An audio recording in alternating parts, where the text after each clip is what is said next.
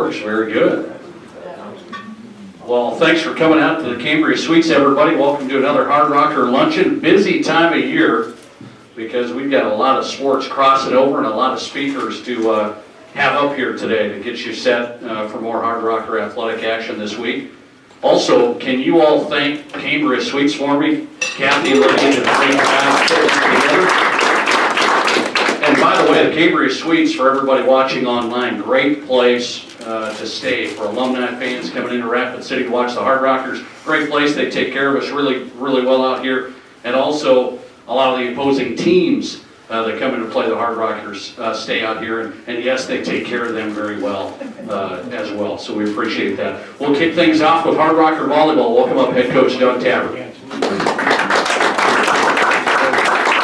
Thanks, Nate. Thanks for coming out, everybody.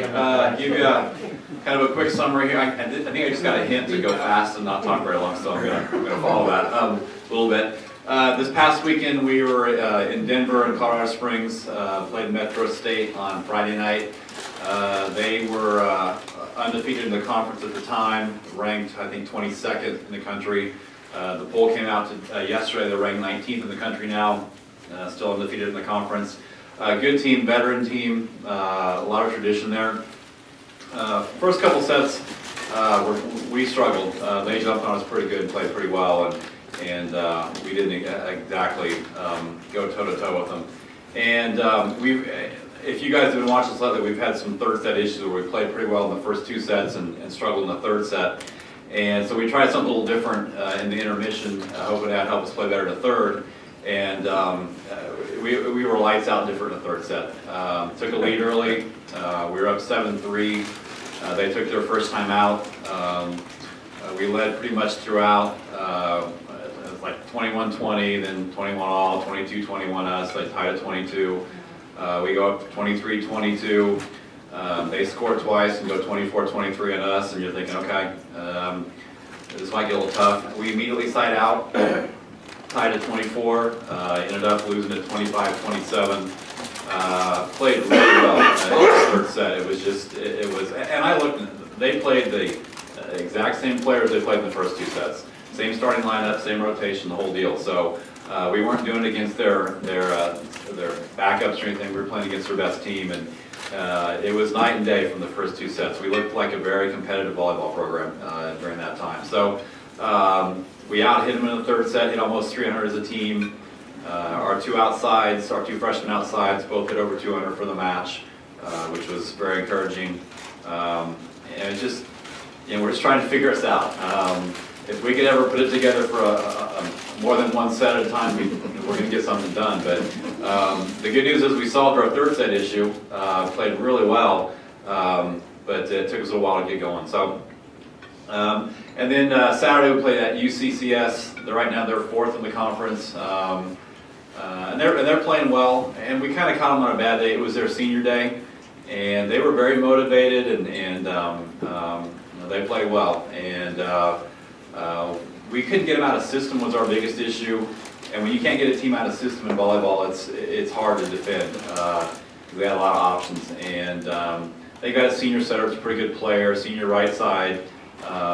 A really nice outside, and we just not getting out of system. It makes it hard to defend, and we couldn't be in system as much as they were, so we just couldn't keep up with them offensively, and so we dropped that one. We did get Emily Newton back a week ago. I would have thought that was possible. Our trainers did a really nice job with her. She did come in and she started both matches. She's not 100%, but it's good to get her back, and she did hit almost 300.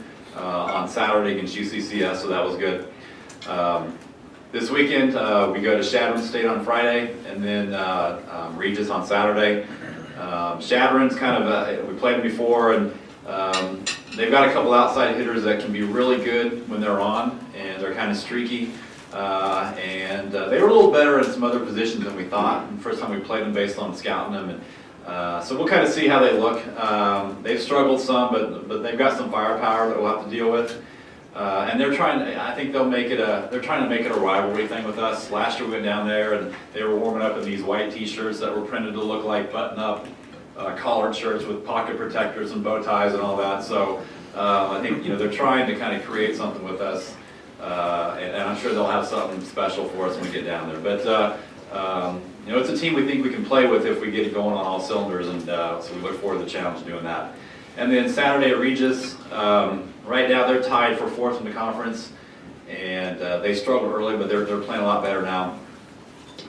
And their coach Frank Labrisha, it's close. He's retired, not his retirement earlier this season. So this will be his last home match on Saturday, and he's been there for close to 30 years. So I'm guessing we're going to have a very motivated team that we're going to play. They're going to want to send him out on his last home match on a good note. So I'm sure they'll be prepared to play well against us. They've got probably arguably the best player in the conference in Katie Klein, who's a senior right side. And they got a really good outside, another senior that scares me to death because she's such a big physical kid. When we play them at our place, we handled her pretty well and really held her in check. But Katie Klein was a little more than we could deal with. So that'll be a challenge for us because, again, they have lots of reasons to want to play well, considering that they're going to send Frank out after that match. So hopefully we'll spoil the party a little bit with them. Injury update really quickly. Again, we got Emily Newton back, which she's not 100%, but she's playing, which helps us a lot. Allie Boggs is still kind of day-to-day. We're really not sure when we're going to get her back. Our trainer says when she can hold her arm up over her head for more than 30 seconds without her hand going numb, they'll think about it, and so we're not there yet. And then Kinsey DeVries, our freshman outside, is still having some lingering issues with her injury. We got her back, but it's kind of hit or miss with her in terms of how she's going to feel on a given day, and she's got to play through that, so that's been a struggle too. But you know, our last 2 road matches, and we look forward to getting on the road and going to play Shatter and Regis, and hopefully we'll put it together. Questions? Okay, thanks.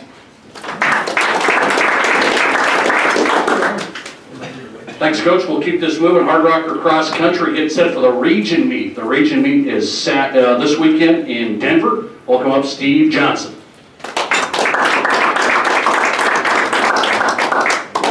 Thanks, Nate. Yeah, Saturday, first race is at 10 o'clock. The guys are going to run first.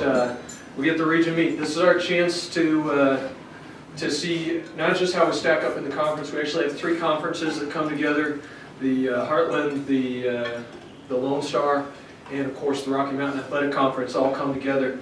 So there's 34 teams that sponsor cross country between those 3 conferences. I just saw box assignments as I was walking in here, and it looks like we're going to have 30 of those teams represented at the meet on Saturday. So it's going to be a big one for us. This is how we qualify for the national meet. Basically for us, what it means is that as a team, you have to place in the top 5. As an individual, you have to be one of the top 3 individuals not on those top 5 teams. So to translate that, basically what that means is they have to place somewhere between the top 12 and top 20 to have a shot at qualifying individually for the national league. Looking at it from the standpoint of Addie, because I know that's probably who you're wondering about. Addie's got about, as I figure, she's got about a 1 in 10 shot, or I should say a 3 in 10 shot because there's 3 berths. So that's about as good at odds as we can hope for. When we looked at what happened at the conference meet, what we found is that several of the people that she had already raced against over the course of the season at Fort Hays and such, there were a couple that were ahead of her that she had beat at Fort Hays. There were some behind her that she beat at the conference that had beat her at Fort Hays. So it's literally, I feel like it's literally a coin flip right now as to whether or not she's going to get it. She's got, but we're pulling out all the stops as far as making sure that she's as ready as we can possibly be to go and have a good race. The course is at Washington Park, which, if you're familiar with Denver, it's right by Denver South High School. It's about a 3K loop, so the ladies run 2 laps on it, the guys run 3 laps plus a 1K loop at the start to kind of kick things off. Looking at the box positions, the guys are on the outside. They got box number 1, which for them, I'm actually really glad that we're in box number 1 because By being on the outside, it means that we're not going to get pushed to the back, have to worry about getting closed down on. We can just get out and do our thing at the start because we need to be smart. It's a 10K. It's a little bit tougher than an 8K, but not by much. The thing that's really going to get us that we have to be conscious of through the race is that we have to make sure that that we're really working hard through the middle of the race.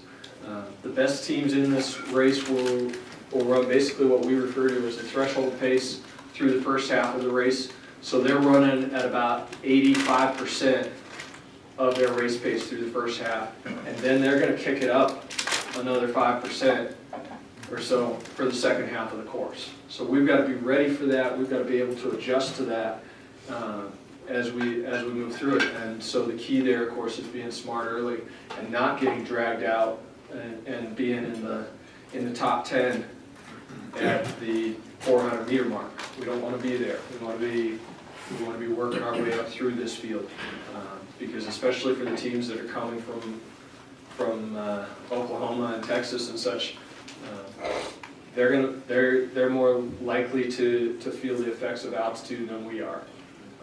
When we look at the women's race, we're in box 20 out of 30, so we're toward the middle of the field. We're 2 boxes away from Adams State, who's probably going to win the national title this year. I actually like that position for our women because what it's going to do for our women is it's going to make sure that we get into the middle of the pack early, but it also means that we know who everybody else is going to judge their race on, and we can see them from the start, which means that we can better gauge our intensity early in the course because it's going to be a similar thing with the women's race that we have to be in good position, but not put too much out early because of the way that the course runs.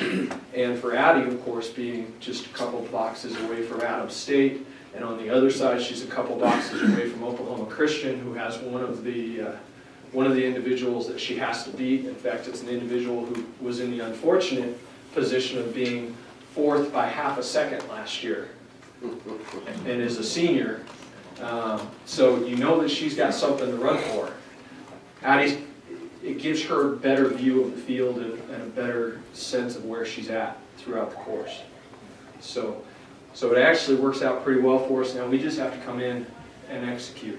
We've been training for this really for 2 years, not just for a summer, not just for the last 12 weeks, but for 2 years now trying to build to this point. So now it's hopefully we can make it all come to fruition.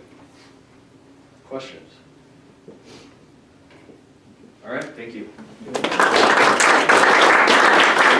Thanks, Coach. Good luck this weekend down in Denver. This next coach, he never stands up here and talks a long time, but I do have to say his program has taken big strides and finished with a strong performance this past weekend. To talk about it, head coach Jordan Kadlec, Hardrocker Soccer. Thanks, Nate. Yeah, this weekend we finished up our season. Friday we played Westminster, and to summarize that game pretty quick, we made 2 mistakes and they capitalized on them. And that's just been the difference for us pretty much all year, is that when we do make a mistake, the other teams are really good at capitalizing on them, and we're, and on the other side of things, we don't capitalize on mistakes the other teams make. So enough of that game. On Sunday we played Colorado Mesa, who is ranked in the top 25. They'll probably move up closer to the top 10 right now. They ended up winning the conference on Friday by beating Regis, and their record right now in the conference is 12-2. So they won 12 games, lost 0, and tied 2. So being able to tie them on Sunday was an incredible way to send off our seniors. I think that the past 2 years, last year we beat Westminster 1-0, and it was a complete performance out of our guys. And this year, by tying Colorado Mesa, was another complete performance. We talk to our guys all the time about what it takes to win, and I think everyone on our team recognizes that we're not the most technical team. So if you're not going to be the most technical team, we preach to them that they would be the hardest working team. And that's what happened on Sunday, is we outworked them, and when you're tied to a team that's nationally ranked, And they're tied to us, who's won 2 games all season. They start getting frustrated, and really, really frustrated around the 60th minute mark. And then our guys start getting a belief in themselves to where, hey, we have 30 minutes left, we can do this. And what was most positive was after the end of regulation going into overtime, I basically gave our guys a lineup, and Eric Fensky, one of our seniors, pretty much like, Coach, I got this. And took our guys into a huddle and got them pumped up and ready to go for the next 20 minutes. And, you know, I have to mention our goalkeeper, Kyle Dalovich. He was absolutely incredible. I want to say it was the best performance in School Lions history. He had 15 saves and a shutout, which is 15 saves for a goalkeeper.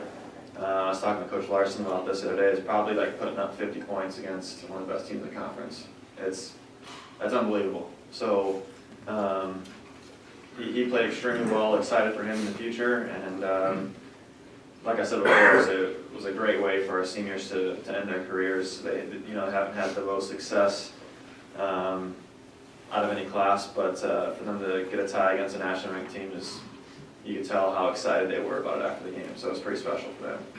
Now that we're in the off season, we're going to go back and Coach Conniff and I are going to try to watch a half of a game per day and try to just review, what went well, what didn't go well, what performances out of players are really good, how can they improve, and then once the winter break ends and we get back into training and get in the weight room, we can really focus on the areas of individual development that we need to see. So we're really excited about that. Really excited for our freshmen to get in the weight room. If you look at them and compared to our seniors, they're probably on average about 30 to 40 pounds lighter. So we need some of those guys to put on weight, get bigger, faster, stronger, and then we'll take care of the technical side of things. So I think that the future is looking extremely bright for the Hardrock soccer program. We can't put back weight to training. So, any questions?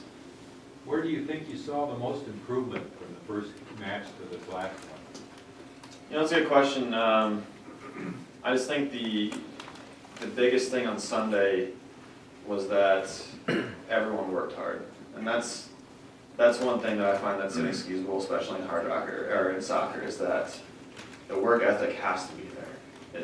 It's you can be as talented as you want, and you still won't win games, especially in the RMAC. I mean, the reason why Regis and Colorado Mesa Metro States are so good is because they're very good, they're very technical, but they work so hard. They have guys that are, that are box to box, which means that if they're in the attacking half, the guys are running up and getting into the attack, and if they're defending, those players are getting back as well. And that was the difference on Sunday, is the work ethic was there. And I think if we had that work ethic in every game, our season would have turned out different. So we just need to get to the point where our guys aren't deciding when they're going to show up. They're showing up every game. So I think that's the biggest improvement from what we saw against Mary on day one to Colorado Mesa on Sunday. Was the work ethic was finally there.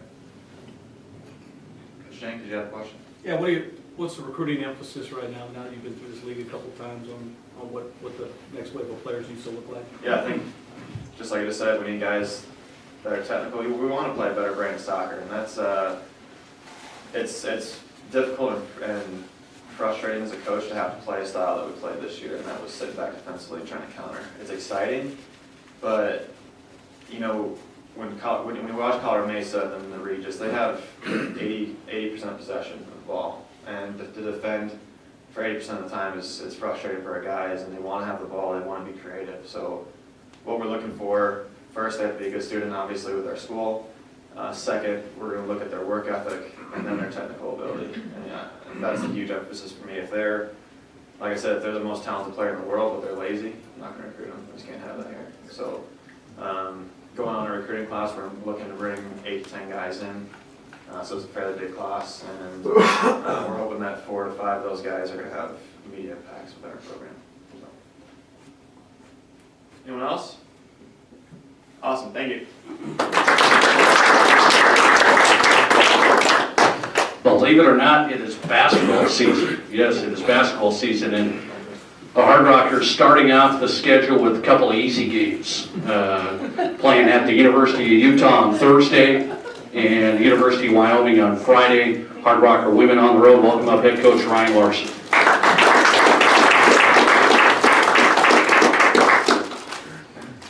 Thanks, Nate. Thanks, everybody, for showing up. Good luck, Steve, this weekend. It's been fun watching you guys, your girls and guys compete this year. Big improvements there. Doug, good luck finishing up. Coach Ting, same to you. Fortunately, I won't get to catch that last home game, but good luck the remainder of the way. Congrats to Jordan on finishing the season really strong. It's been fun watching his guys, his program, improve over the last few years. I got a chance to play a lot of golf with Coach Kadlec this summer. All right, and as much as his team has improved, I tell you what, the guy's golf game has improved quite a bit too. Now if we can sharpen up that driver a little bit off the box, he may break 80 someday. I don't know, maybe. It's all in that driver though. Just keep that baby in the bag. Hey, great to be here. Yeah, I'm excited to be here and talk again, but really, as I was walking up here, oh boy, it's real now. As Nate so kindly pointed out that we play a couple of exhibition games this weekend.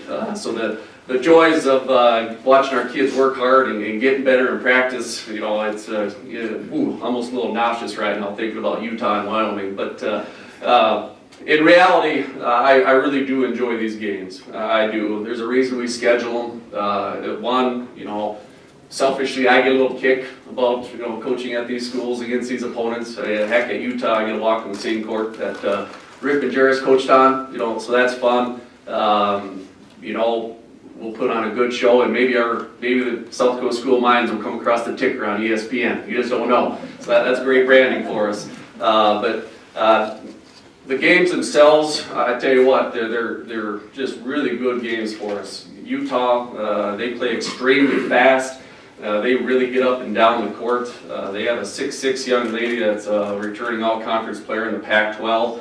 That man, when she finds fifth gear, she's like a cheetah from baseline to baseline, and she is incredibly fast. And so that's an emphasis for us defensively is our conversion defense. Okay, so that's great for us to get an opponent like that right away to really shore up our conversion defense. And they run a dribble drive offense that will really kind of make sure that we have to guard the ball well. That's an improvement that we really work on this year is guarding the ball and just rebounding. They're 6'6", starting at center. They bring in 6'4" after her, and then they have a couple other 6'2" plus after that. All right, so yeah, we got to rebound, and that, as you guys saw last year watching this play, that was one of our biggest Achilles heels. So. Yeah, great game for us there as far as working on what we need to get better at. On the flip side, University of Wyoming is just about the total opposite, okay? They're not going to play tremendously fast. They're going to let you run your offense in the half court, which is great. But then defensively, Coach Legursky at Wyoming has been there a long time. He is one of the finest motion offensive coaches I've ever seen and gone up against. He is just a tremendous X's and O guy. And Jordan's been saying all year long, mistakes that they make defensively, all right, their opponents find it. Well, that is University of Wyoming, okay? If you make any kind of mistake defensively, they will find a way to make a basket or at least get a really good shot. So that's going to be a tremendous game for us on the defensive end as well, as far as just getting us better defensively, okay? And this time of year, we have practice number 16 right now where right around 11, 12 practices, you can see the growth, you can see us getting better and better and better, and then you just kind of plateau a little bit. And that's the point where, you got to kind of play somebody else to expose our deficiencies. So this is going to be great. Looking forward to getting on the bus tomorrow morning. We got the sleeper bus, so that'll be exciting. I'm sure the girls will bring a couple of board games that we'll all get competitive with. What is that, Scattergories? Is that what we like to play or something like that? I don't know, but good times there. We did scrimmage last Friday, had Sheridan College unofficially. We don't keep scoring those games, but played well. Played well. The really nice thing about that game is, man, we made a lot of shots. And I tell you what, basketball's a lot easier when you see the ball go through the basket. And a lot of times last year, we relied so heavily on our defense to win games that, if we can keep, making shots the way we did on Friday, it's going to help us out a bunch. And also, a lot of those shots went in where we weren't running real good offense. Okay, so as much as I like to see beautiful, good offense, all right, I was really relieved at the same time. Oh man, hey, we just don't have to have a perfect possession offensively to score. And it came from a variety of kids. It really did. So that was great. And But we got a chance to watch the film and learned a lot from that as well. So yeah, it's real. It's go time for us right now. Really excited about this squad. Again, like every year I've been here, tremendous group of young ladies, excellent in the classroom, no issues in the community whatsoever. And you can just kind of tell after last year, it started when we started spring workouts that we got a bit of a different chip on our shoulder right now. And they weren't real happy with the way last year went. And so our attention to detail is much better. Our work ethic is much better. And it just all kinds of different areas where we need to improve. They have done that individually themselves. So it's been fun, and it's been fun to see the growth. But yeah, right now it's time to go play and get better that way. One last update before I ask questions. We do have some staff changes, which has been good. Coach Paula, who's with us the last 3 years, took a new job at Mankato State. We replaced her with Hope Bonmander. Hope, if you can raise your hand there. As Coach Lucan will attest for me, he was helping me through the hiring process. I'm pretty particular when it comes to people you want on your right-hand side. And Hope just, she, through the interview process, she steadily rose to the top, and we got the right person for the job, there's no doubt about it. Extremely confident in her abilities to teach and coach on the floor. If I don't know something, she's going to figure it out on her own, very independent that way. A tremendous recruiter. I think she was here about a month. We had one young lady committed already, and we're kind of searching around a little bit. Some things had fallen through, and she walks into my office one day, Coach, I found us a player, and boom, and without breaking any NCAA rules or anything like that, good things happened, and I was really impressed there. So we got a fantastic staff this year, starting with Hope. We added Dallas Richter, who was the head coach, girls coach at Stevens High School the past 3 years, and Dallas has been coaching forever, and it is awesome to have a guy who a great experience like that. First and foremost, it's good to have another dude around, I'll say that. I won't shy away from that at all. But yeah, great to have Dallas on staff, great experience, a tremendous defensive coach. We're kind of at the point right now as a staff where, I'm going to shrug my shoulders and give the old, like, what the heck are we doing in practice, to one of our kids, and Dallas kind of, I got it. So that's a great sign. We were gelling really well. And then Mackenzie Kenny has joined us as a graduate assistant.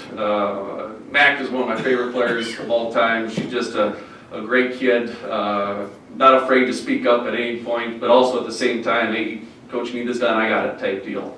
So a great addition for us there. She's going to be helping us out behind the scenes quite a bit, which will enable us to operate at a different level, okay? Instead of myself and Hope just scrambling around doing everything that we possibly need to do, Dallas and Mac will be able to relieve us a little bit more, where we can just focus on our team a lot more in recruiting, okay? And so that's been a really good situation for us right now. But before I hand it off to Nate, do I have any questions? Players, concerns about Utah? We got plenty of those. I noticed you didn't say anything about your golf game. Well, it speaks for itself, Tom. I mean,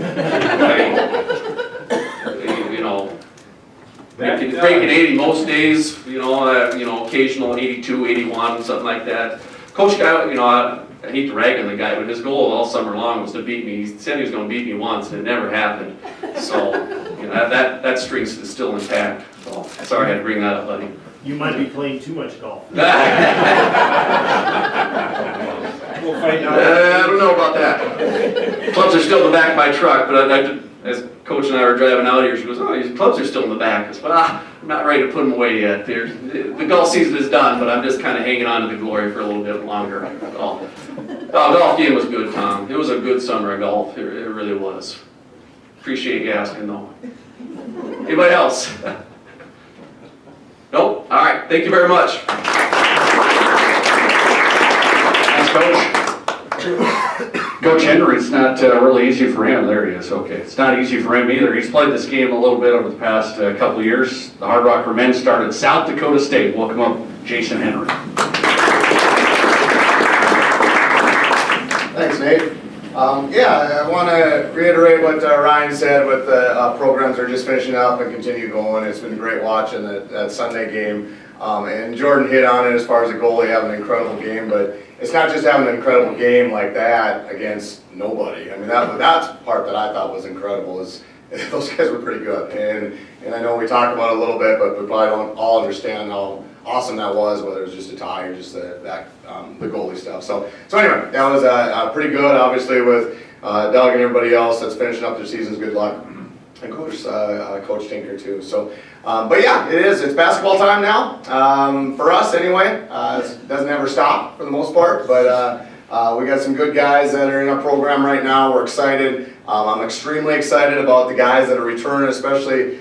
We have 8 new guys, but especially those guys that were hurt for much of the year last year, if not, it felt like all the year. So we have 8 new guys, and then 2-3 guys that didn't play much after the first, third of the year. So it's a lot of new stuff going on right now. But like I said, we're excited where we're at, knocking down shots. We've had a couple scrimmages and things too. We do open up at South Dakota State. We don't know as much about South Dakota State as Ryan knows, with coaches that have been at Utah for a while, in Wyoming, and those kind of things. They got a new coach there at South Dakota State. Know a little bit about him, but it doesn't sound like he was even running, the stuff that he was running as old plays. So, but we don't even know that. So we know a couple of their players. Obviously, they got the Player of the Year, preseason Player of the Year on their team. Big post kid from Nebraska that had a great season last year as a freshman. Going to be a sophomore for them, so that'll be the challenge right out of the gates. A couple good point guards, and then or a couple good guards, I should say, and then a couple great shooters. So it's going to be we're going to have our hands full. There's no doubt about it. It's a great opportunity for us to go out there. These first couple scrimmages, I use more of getting to know the new guys as much as anything. So we don't play necessarily the returners as much in those games. Or this game against South Dakota State, we'll play as long as we can, kind of thing, as far as our main, so to speak, main guys. The problem with this year's team, though, is I don't know who those main guys are yet. Obviously we got 6 seniors right now. That's going to be our main guys, but 2 of them aren't playing in the game. So we got some injuries already and that kind of thing. Nothing major by any means, but we'll keep them out of this game. So we do have hopefully ready for when we do take on or head down to Texas in a couple weeks here already. So, but yeah, that's kind of the quick overview.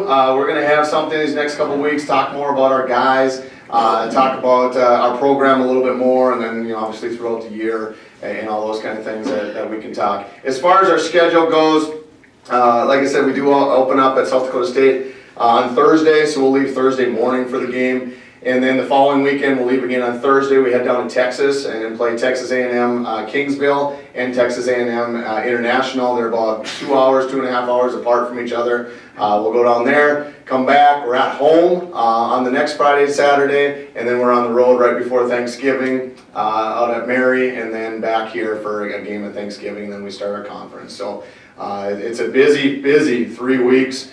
For us, with a lot of travel, a lot of games, that kind of thing, but we're definitely excited to get going. I'm excited for our seniors. Like I said, we do have 6 seniors this year. 3 of them were dinged up last year. 1 of them played through it. 2 other ones, one had an ACL, one had a broken foot, that were done for the year after about the 8th, 9th game kind of thing. And plus, and we'll talk about this throughout the year, but one thing I've really preached with our guys and talked to our guys this year, as the start of the year, is we're doing this for our seniors, which we do every year, and we talk about that, and it's a big deal. They've been in our program. They've been every day, getting their butts chewed in practice and practicing for 3 hours and going to lifting and going to do rehab, and next thing you know, they're almost out. So it's a little bit different for me and for this group, because most of these guys have been here for 5 years with us, and it's been through the transition. It's been through us being an independent. It's been the long road trips. It's been 5 games in 7 days. It's been all those things that kind of stacked up against us, and they didn't complain one bit. In fact, they enjoyed some of those trips, which I still don't understand them, enjoying flying and being laid over in the airport and getting up at 5 o'clock in the morning with 3 on one flight and 5 on the next flight and getting there an hour before a game and all those fun things, and that's all they talk about. I lose sleep over that stuff still, but it's exciting where we're at now, having that opportunity in the conference. But it is now their last chance to do some of those things and get something done in the conference. And it's still a process. We're still going through that process, but we're excited where we're at and looking forward to this year. So, any quick questions? How's your golf game? Well, I got 2 kids. My golf game sucks. I get to spend as much time as I possibly get to. I want to spend as much time as I can with my kids. Now they're getting to that age where they can go play. We're in golf lessons, all those kind of things. But I'm never going to be a very good golfer. I'll still probably be you, though, Joel. But that's cut that, will you, Brad? What should we look for in the RMAC as far as preseason favorites? Well, the preseason did come out. We were actually picked 13th, which is the best spot to be at for us. Wish we could have been 15th out of the 15th teams, because I saw what our football team did, as far as getting going, have a great start to the year, and being picked down there. I shouldn't say it's a great thing, but I don't think a lot of people understand a lot of our guys yet. I ran into a couple out recruiting and things. And there's, you got, one senior back this year, coach? I'm like, no, we got 6, but, who knows, whatever. So we just didn't have our full group a lot of times last year, and then we were the new guys to the league, and so many of those teams that understand everybody that they're playing, they've seen them come as a freshman, they know who's the sophomores on their team, they know, and vice versa for us, where we don't have a clue going in, especially last year, of a lot of the guys that are on the team, what those teams run, offensively, defensively. I mean, that's part of the process, there's no question about it in all of our sports. But for them even to look at us, it was kind of the same thing for them. They didn't know us at all, and they didn't know our guys. So, but yeah, to answer your question is Colorado Mines, Metro again, and then Fort Lewis are kind of the top 3. That's what I definitely figured was the case and how we voted, and that's how it came out as well. After that, you get your Colorado Springs, and then honestly, it used to be so well known for the RMAC was where it was pretty top heavy. In kind of all the sports, honestly, but that's what they're kind of known for, and it's kind of changed, especially in the basketball. I can't speak for the other sports, but in the basketball side, you still have those top ones, but that middle group is basically all middle group. You used to have one of them left, so that definitely helps where a lot more in the middle, but the rest of us, I tell you what, I think anybody can beat anybody, as they say. Maybe those top teams, there's some of us that can't beat them yet and all that kind of stuff, but I'll take our chances every night in that game. And especially those other guys, all the way down, where it used to be, you have those 3 or 4 that just don't get beat unless they beat each other, and then you have those 3 or 4 down here that just don't beat anybody unless they beat each other, and then you got everybody else in the middle. So now it's those 3, I think anybody can beat them still, but for sure, that's 4, 5 through 15 is very, very competitive. And that's what makes it fun to go to these games too and watch. Anything else? All right, let's get Tink up here.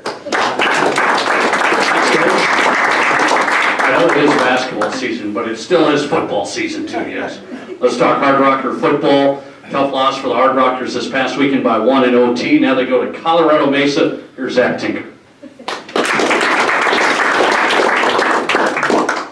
Excited for basketball season, awesome deal. Excited for you guys to have your opportunity this week on the big stage too. An incredible afternoon of football on Saturday against Fort Lewis. Super competitive game. I was visiting with Tom beforehand. He said, what kind of game do you expect? I said, I expect a highly intense, very competitive RMAC football game, and that's what we saw on Saturday. 2 teams put it all on the line, and one team was 1 point better than the other team. And that's 2 weekends in a row at home, where we were in a football game that we couldn't finish, which was super disappointing for our team.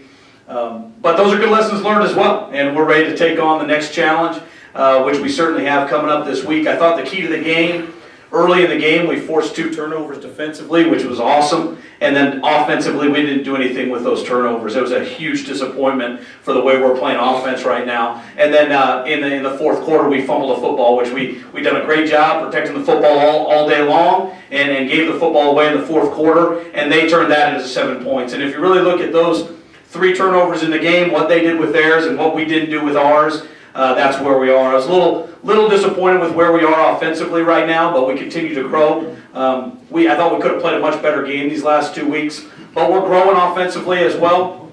We're certainly dealing with some challenges in terms of some changing of personnel.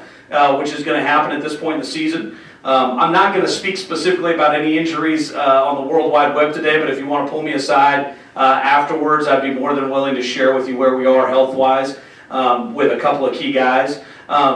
And then in the second half, we had one of the most exciting plays in my time here, the kickoff return by Rashad Ridley, which was just one of the most electrifying plays that I've ever been a part of. And I think all of us felt at that point that the tide had turned in the favor of the Hardrockers. And so proud of that young man, what he's been through and what he's overcome to get to this point, and to see him have that moment was just absolutely electrifying. It was an emotional moment for me. So very, very excited for Rashad. Rashad and Connor Silvera, our other running back, were the special teams players of the week.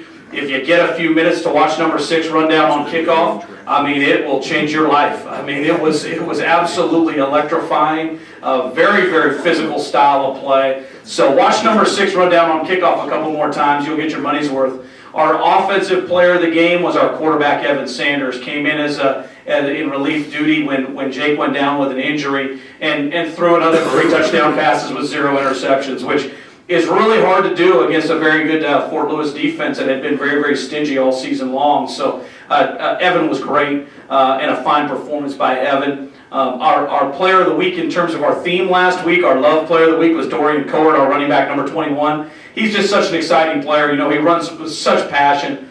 He plays really, really hard, and then he did a great job also. He was the lead blocker on Rashad's long kickoff return for a touchdown. And then our defensive player of the week was William V., our rocker dog of the week, number 55. He started the game with an incredible forced fumble, and I thought we were really going to bring a lot. He had so much juice all day long and played a great game. So that's really the review of the Fort Lewis game, and now we move on to Colorado Mesa. Colorado Mesa is a good football team.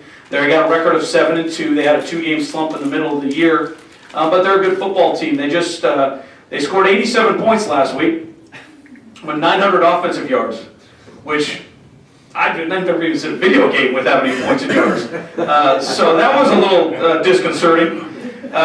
They got a lot of weapons. They're a really, really talented team, exciting team to watch. I love watching them on video because they really have some great players. They really were bad on offense the week before. They only scored 66 points and 750 yards or something. They've been hot. So they've been hot offensively. So we got our hands full that way. More of a really balanced attack. So much different than what we saw this past week where it was a heavy run emphasis. Mesa's good at everything. They're good at running and passing. So we're going to have our hands full defensively. It'll be a great challenge for us. Our kids are excited for that challenge. And then defensively, they've been playing some really good defense. They've played a lot of defense because they score pretty fast, and so they end up on the field a lot defensively. But I really like our matchup there, too. I think it's a very good fight for us. And now we're going to be a little bit different because I do think, we'll have a little bit more time to prepare this game plan with the personnel we'll have. We have a little bit better picture of who's going to be out there on Saturday, and so that'll help us prepare a little bit better as well. And I think we'll have I'd like to think that we'll get back to playing a little bit more of a high-octane style of hard rocker offense, which I think has been missing element here these last couple of weeks. So any questions anybody has for me? Zach, we talked too about, I asked you, why do you think offenses are dominating defenses in college football today to the extent that they are? And I thought your answer was very interesting. Could you share that if you remember what you told me? Gosh, I have no idea what you're talking about. Tom and I have great talks on Saturday morning. It really is, it's very therapeutic for me. Tom was asking about some discussion we were having just about general philosophy of football right now. And it had to do with offenses scoring a lot of points. And a big part of that is how we handle the clock in college football. So if you watch an NFL game, you pretty much guarantee that NFL game is going to be between 3 hours and 3 hours and 9 minutes. Okay? It's a television show, right? And part of that is just the way they operate their clock. In college football, we operate the clock, so the actual game clock operates much differently. And the number of plays that each offense gets is astronomically higher than in an NFL game. So your points or yards per play in the NFL are not that much different than college. But the number of plays in a game are significantly more in college, and that's why the scoring is the way it is. So that's why when people say, oh, you scored a bunch of points, that's really good. Well, not always. I mean, sometimes it's just because you ran a lot of plays and so you got a lot of points. And that's just a big difference in terms of the game. So I'm anxious to see if they change that. I do think in college football right now, if you look at the whole landscape, I do think we're probably playing too many plays per game for college kids. And we feel it right now. There's only so much tread on a tire of a football player. And once the tread's off the tire, they don't have any more to give at that particular point in time. So I do think I'd like to see the NCAA and the AFCA come together and consider some changes there. And could you explain the differences in the clock? Yeah, the big difference, the number one component is in the NFL, they don't stop the clock for a first down, and in college we do. And that is a huge difference, and that is a major component, and that's where it all comes from. You know? Ryan, I not beat you at golf either, Ryan, go ahead. That was my question. But, we talk a lot about our kids about staying ready. You know, when you get in the game, stay ready. You never know when your number is going to be called. Evan was your offensive player of the week, but this is 2 games now that kid's come in cold and just had a tremendous game. Could you speak more about him and what he's been able to do for you guys? Yeah, the question about Evan Sanders and his readiness, and I mean, you're talking about a kid he's 6-4 as a starter here. People forget that he was a 6-4 as a starter 3 years ago now. Mature person, committed guy, great leader. The kids on the team really like him, which actually goes a long way at the quarterback position. Ask Jay Cutler if it's important to be liked by your teammates, right? I mean, it does matter. So he's very popular with the guys. And he throws a pretty ball. I mean, it's funny that the first day he was on campus, I said if I was going to do a remake of Friday Night Lights, I'd have him throw the ball and I'd film that spiral in the air because it's really pretty. He throws a great ball. And we have good receivers. He gets it up to him. He knows the game. He knows our system, so he knows what's going on. He likes to compete. And we had a long talk about it. You know, it could be on you. You may be a big contributor this year. You might not contribute much. But I said, I got a hunch that we're gonna need you. And he's been awesome. He really has, you know, and he's kind of got a little bit of a gunslinger mentality. Where he's like, you know what? We'll throw it. You know? Which at quarterback is good and bad, but the way he's doing it right now, it's been pretty good. All right, everybody, rock on. Thanks, Coach. We learned a lot of things here today. Ryan Larsen's a great golfer. Jordan's pretty good. Coach Henry and myself, not good at all. Not good at all, I will tell you. Tinker either. Hardrocker, he's not bad. I didn't say that. Hardrocker's on the road this weekend. That's really all there is to it. Everybody's on the road. Remember to check out GoRockers.com, the Stretch Internet feed for a lot of that action. And then we'll be back next week, Tuesday on campus with some pizza for you. So thanks again to the Cambria Suites. They did a great job. Lydia and Kathy, thank them for having us out here. Have a great week. Hey, Nate, did we turn off the cameras? Lynn wants to hear the